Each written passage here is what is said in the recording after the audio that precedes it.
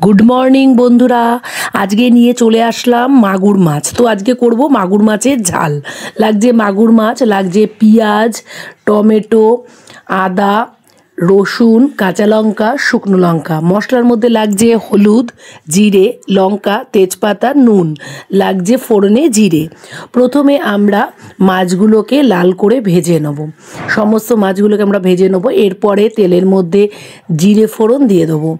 তারপর দিয়ে দেবো পেঁয়াজ কুচো। পেঁয়াজ কুচোটা একটু বেশি লাগবে, কারণ এটা কারি, তার জন্য পেঁয়াজ কুচোটা একটু বেশি লাগবে। তো লাল লাল করে পেঁয়াজটাকে ভালো করে আমরা তেলের মধ্যে ভেজে নেব। এরপরে আমরা দিয়ে দেবো টমেটো।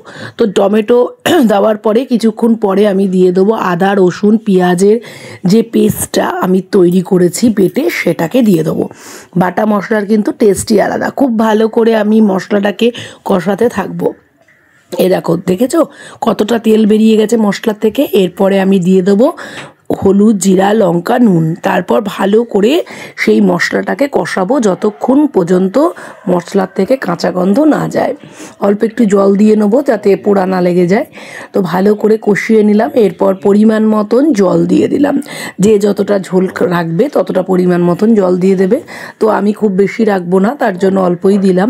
এরপরে মাছগুলো আমি ঝোলের মধ্যে দিয়ে দিলাম। তো আমার রেডি হয়ে গেল মাছের কারি।